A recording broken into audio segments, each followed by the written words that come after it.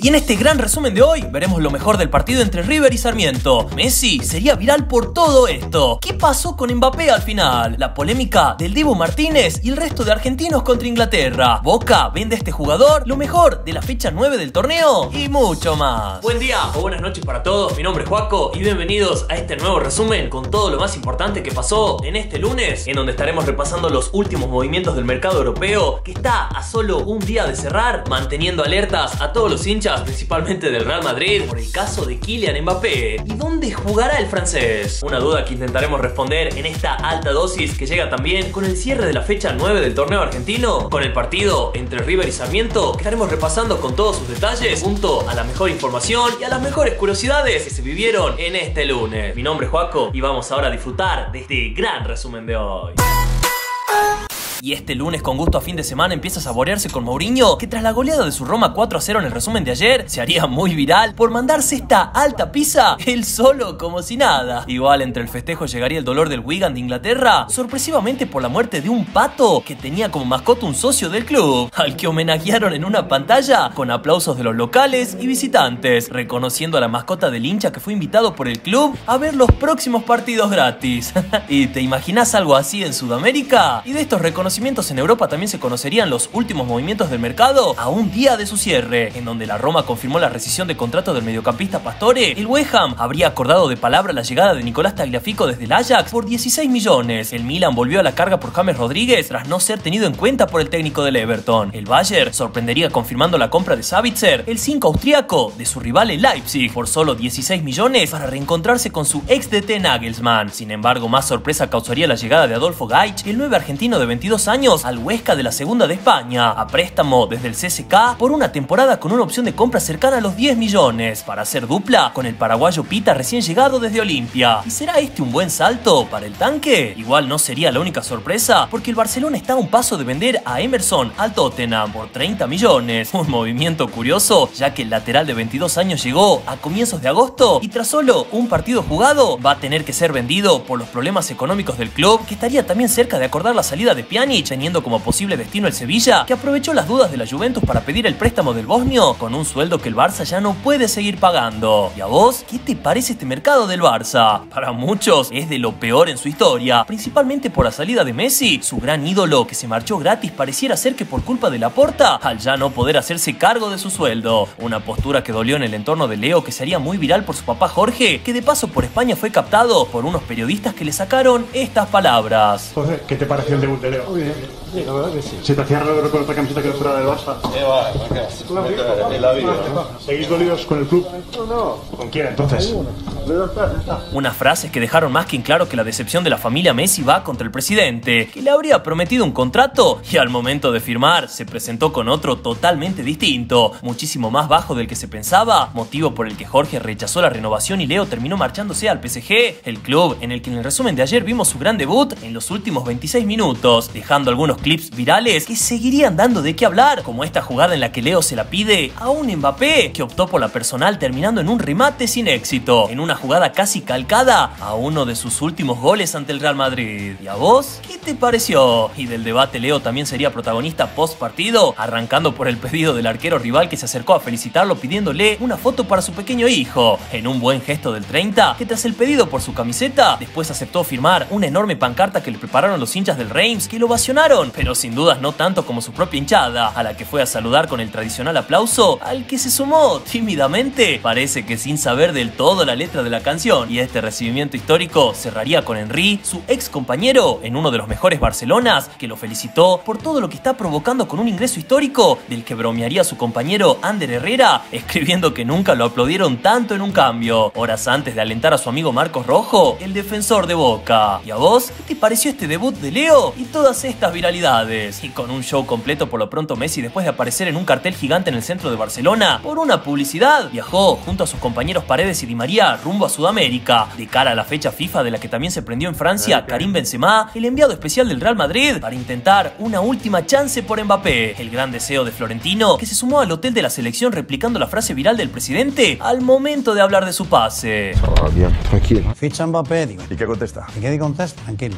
tranquilo. ¿Y habrá sido este un guiño? Lo cierto es que en paralelo a esto, después del enorme partido ante el Reims que vimos ayer, según la prensa, el francés presionaba al PSG para que acepte la oferta del Real, aclarándole que no iba a renovar su contrato y de que era mejor que lo vendan ahora antes de que se vaya libre la temporada siguiente. Aún así, el club le habría confesado que le parecían pocos los 180 millones que había propuesto el Madrid, que a horas de que cierre el mercado analizaba una última oferta de 200 millones o 180 más un jugador importante, aunque según el medio Gol el PSG le había aclarado que solo lo iba a dejar ir por 250 millones en una venta que lo iba a convertir en el jugador más caro en la historia. Y en medio de estas charlas al París llegaba encima otra propuesta, pero por Mauro Icardi, el delantero apuntado por la Juventus para llenar la partida de Cristiano, ofreciendo un préstamo por un año con un cargo y una opción de compra. Aún así, esta propuesta sería rechazada por el París, ya que primero necesita definir el futuro de Mbappé, que en caso de salir podría desarmar aún más la delantera, por lo que con menos de un día para que cierre el mercado, hasta ahora pareciera complicado que Icardi pueda mudarse a la Juventus, por lo menos en esta ventana. Quizás en enero podría haber novedades, ya que todas las energías estaban centradas solo en Kylian, el flamante deseo merengue, que parece que, como fuimos escuchando hace unos resúmenes, terminará quedándose en el París, por lo menos por esta temporada, al ver imposible pagar esos 250 millones, viéndolo demasiado exagerado por un jugador que quedará libre en un año, un dineral por el que, según una gran cantidad de medios, el Real Madrid habría decidido cancelar definitivamente las negociaciones con el PSG por Mbappé, que a pesar de su presión deberá esperar una temporada más para hacer realidad su sueño de chico. ¿Y habrá sido esta la última palabra? ¿O tendremos mañana alguna sorpresa más? ¿Hizo bien el PSG en rechazar la última oferta de 200 millones? ¿O tendría el Madrid que haber pagado lo que pedía el París? ¿Vos dónde crees que iba a destacar más Mbappé? ¿En el PSG con Neymar y Messi? ¿O en el Real con Benzema y Hazard? Y mientras me dejas tu opinión y aprovechás para suscribirte así no te perdés del próximo resumen, para que te enteres de cómo siguió toda esta historia. En Sudamérica el mercado siguió activo en Uruguay, porque Peñarol confirmó la incorporación de Nico Gaitán, el volante ex Boca, que se sumó libre tras su paso por Portugal por un año. Y a la espera de su debut, el que tendría el suyo fue Diego Costa, el delantero que tuvo su estreno con el Mineiro, y encima con gol incluido, definiendo con toda su calidad un centro que terminó guardando en un Brasileirao que también destacó por el delantero Sousa, que explotó contra el árbitro al no expulsar al arquero por esta falta, sacándole de las manos la tarjeta amarilla en señal de protesta. Y de estas emociones muy distinto estuvo el aire en el River de Paraguay, porque el técnico Celso Ayala, ex jugador del Millonario, aprovechó la previa de su partido para proponerle a sus 51 años casamiento a su actual novia, con la ayuda de sus jugadores, en un gesto que aceptó su enamorada. Aún así, la alegría no pudo ser completa, ya que su equipo terminó perdiendo ante Guaraní 5-1. Y de estas curiosidades, el que no anduvo con vuelta fue Juanfer Quintero, para defender a su liga china, aclarando que tienen un gran nivel en medio de las críticas que acusan que no vienen en un buen estado. El fútbol chino está abierto para que lo vean y para que puedan sacar sus propias conclusiones. Hoy me siento en un gran momento, con confianza, pues bueno, dejemos que el tiempo hable. ¿Y vos crees que el fútbol chino tiene un buen nivel? Y ya que estamos en modo selecciones, Colombia tuvo que comunicar que no podrá contar con el defensor Jerry Mina ni con el delantero Muriel, ambos por una lesión que también sufrió Uruguay, al informar que Luis Suárez y Sebastián Coates quedaron desafectados por molestias. Lo peor para la celeste, que también tuvo que desconvocar a Edinson Cavani sorpresivamente por Inglaterra, el país al que, a pesar de la resolución del TAS que vimos ayer, les aclaró a sus jugadores sudamericanos que eran libres de viajar por las eliminatorias, pero advirtiéndoles que al regresar deberán hacer cuarentena sí o sí, perdiéndose de los entrenamientos y hasta de su lugar en la cancha, en una fuerte advertencia por la cual Uruguay prefirió no complicar a Cavani, evitando generar el malestar del United en la previa de la fecha Champions, una postura que también sufriría Paraguay, perdiendo a su figura Almirón, Chile con su delantero Brereton, y más perjudicado Brasil, que ante las amenazas de la Premier, evitando conflictos, decidió desconvocar a 9 jugadores, perdiendo a los arqueros Alisson y Ederson, al defensor Thiago Silva, los mediocampistas Fabinho y Fred, y los delanteros Rafinha, Firmino, Gabriel Jesús y Richarlison. Una situación muy distinta a la que afrontaron Dibu Martínez, Buendía, Lo Celso y Cuti Romero, que a pesar de las advertencias, inclusive antes del fallo del TAS, se subieron a un avión privado rumbo a Sudamérica, firmando su compromiso con Argentina, aceptando cualquier futura consecuencia o sanción, en un gesto que fue celebrado por todos los hinchas, pero que a su vez no hizo mucha gracia en sus clubes, principalmente en el Aston Villa, el club del Dibu al que consideran vital, así como nos compartió Lauti, un miembro de esta comunidad, desde su Instagram. Es más, con el paso de las horas se conoció un comunicado oficial del equipo informando que Dibu y Buendía tenían autorización solo para jugar 2 de los 3 partidos, obligándolos a volver antes del encuentro ante Bolivia en el Monumental, para que solo se pierdan el partido contra el Chelsea, no también el contra el Everton, una postura que hasta ahora el Dibu rechazaría, prefiriendo jugar ante Bolivia por primera vez ante la hinchada argentina, que le tiene preparado un gran recibimiento tras ser campeón. campeones. Y habrá que ver cómo avanza esta postura. Hasta el momento el capitán del Aston Villa salió en defensa del arquero y de Buendía, pidiendo más consideración con ellos, valorando la importancia que tiene jugar con una selección hasta por antes que un club, generando un debate entre los fanáticos del Aston que declararon que ellos son quienes pagan el sueldo, no Argentina. ¿Y vos qué pensás de toda esta polémica? ¿Qué te pareció la postura de los argentinos por delante de la de otros países? ¿Crees que hicieron bien? Y como siempre, gracias a todos los que hacen el aguante y siguen por Instagram, y a Lauti por ser parte de esta sección armada juntos en la que vos podés salir mandándome una noticia o curiosidad, que vamos a elegir la mejor para el próximo resumen que sigue con la llegada del plantel a Venezuela, el país en donde jugarán su primer partido, destacando el reencuentro comentado por Messi entre Papu Gómez, De Paul y un Otamendi, con una valija muy riverplatense. Y a la espera de los jugadores del PSG, nos llegó a nosotros el momento de aterrizar en Argentina, que hoy cerraba su 9ª jornada y lamentablemente confirmó la salida del gallego Méndez como técnico de Godoy Cruz, tras la derrota contra Vélez que vimos ayer, teniendo ahora como posible reemplazo al Huevo Rondina o a Diego Flores, el actual ayudante de Bielsa. En tanto en Gimnasia, después de la salida de Mesera y Martini, habrían acordado de palabra la llegada del Pipo Gorosito. ¿Y vos cómo crees que le irá? Y de esta duda, más concreto siguió el fútbol con la victoria de Unión 1-0 ante Argentinos gracias a este tempranero gol a los 4 minutos de arrancar de Cordero de penal. En paralelo, Newell's recibía en Rosario a un Atlético que con mayor decisión encontró el primero por la potente pegada de Musi, adelantando a un Deca que sería frenado por toda la calidad y jerarquía de Nacho Escoco, que con un segundo más se haría el espacio y la mandaría a guardar a un ángulo, clavando un golazo para un empate que se fumaría igual a falta de 5 por este cabezazo de carrera que dejó duro a los defensores, que descuidaron a un atento Lotti que reventó el 2-1 final. Mientras que en el nuevo gasómetro San Lorenzo tenía un partido clave ante Patronato, después de toda la polémica que vivimos ayer por el caso de los hermanos Romero, en especial por Ángel, por el video filtrado de su patada que fracturó a Herrera, provocando la furia de su papá, que pasada la calentura ofreció disculpas por todos los insultos en su historia de Instagram. Y ante toda una polémica salida, sería Oscar el que decidió hablar, expresando toda su tristeza por salir del Ciclón. Un poco triste, obviamente, sí. Enojado, no. Sensación de, digamos, haber dado un poco más alegría a la gente, tratar de ganar títulos, agradecerle y ojalá algún día podamos volver a encontrarnos. ¿Y habrá un segundo ciclo de los hermanos en San Lorenzo? ¿Vos los recibirías de vuelta? Y en tanto ahora el club avanzaría con la rescisión del Torito Rodríguez, otro jugador de alto salario, el Ciclón salía con todo a jugarle al duro Patronato, al que sorprendería solo 3 minutos de arrancar, marcando el primero, gracias a la lucha y optimismo de Ubita Fernández, sacándole la presión a su equipo, que de un mejor juego encontró el segundo por la cabeza del experimentado Zapata, que debutó en las redes, dándole todo su apoyo al técnico Montero, muy cuestionado en la previa, mientras que en la segunda parte el equipo seguía a fondo, encontrando un penal por Ceruti, que caía en el área dándole la oportunidad a Di Santo para volver al gol, cerrando el 3-0 final, que llenaba de confianza al equipo. ¿Y será esta la victoria necesaria para el resurgir de San Lorenzo? ¿A vos qué te pareció el partido? Y mientras River y Sarmiento se preparaban para el suyo, mucho se siguió hablando del empate entre Boca y Racing que vimos en el resumen de ayer, una igualdad que valoró Úbeda, el técnico de la academia, pero que dejaría con gusto a poco a Bataglia, expresando que fueron ellos los protagonistas de un partido histórico para el arquero Arias, que tras el 0-0 se convirtió en el primer arquero en la historia de Racing en recibir solo un gol en las primeras 9 fechas, con una gran efectividad defensiva que imitaría la dupla de Rojo Izquierdos, que cada vez más sólidos sufrieron solo un gol en sus últimos 7 encuentros, con un gran porcentaje de despejes y duelos ganados. Y con la ilusión Ceneice por este enorme dúo, llegó otra buena noticia a las oficinas del club, porque el Boavista de Portugal confirmó que le comprará a Boca el pase del mediocampista colombiano Sebastián Pérez de 28 años, que finalizado su préstamo, seguirá en Europa dejándole al club un total de 1,5 millones de euros tras sus buenas actuaciones en Portugal. ¿Y a vos te parece esto una buena venta? Aún así, entre tantas buenas los problemas seguirían en el caso Sebastián Villa, que después de su llegada al país, con su frase contra Riquelme, todo parece indicar que a menos de un día para que cierre el mercado europeo, su futuro seguirá en Boca por lo menos hasta la nueva ventana de enero, al no llegar una nueva oferta del Brujas que llene las expectativas del consejo, que pedía 12 millones y no solo 7 como ofrecía el club de Bélgica. Y con esto, ¿qué pasará el resto de meses con Villa? Por lo pronto, según el patrón Bermúdez, deberá cumplir su cuarentena al llegar de Colombia, dejar atrás su rebeldía y sumarse a los entrenamientos con el resto del plantel como dice su contrato, en un regreso que igual para Digón, el presidente tercero de Boca, no será gratis, ya que por su actitud contra el club deberá pagar las consecuencias por desaparecer del equipo por cerca de un mes. Hasta ahora no se hizo oficial ningún castigo, pero ¿y para vos qué habría que hacer con Villa? ¿Crees que habría que sancionarlo? ¿Cómo lo multarías? Y en tanto Sebastián presentaba su propia marca de shampoo para el pelo, disponible en todo Colombia. Se hacían las 7 de la tarde en Junín, la ciudad que era testigo del partido entre River y un Sarmiento, que después de dejar buenas sensaciones en la mayoría mayoría de sus encuentros, buscaba encontrar regularidad en su juego y dar la sorpresa ante el Millonario, que sería recibido por una gran multitud de hinchas que ovacionaron como nunca al equipo, intentando motivarlos tras las caídas en Copa Argentina y Libertadores, siendo Gallardo uno de los más elogiados en una muestra de cariño que el técnico decidió devolver después del desayuno, acercándose a saludarlos personalmente, sacándose foto y firmando autógrafos. En un buen gesto en medio terminaba de preparar el equipo que ante las bajas por lesión de Pinola, Maidana y de la Cruz y de las convocatorias de Armani, Díaz, Martínez,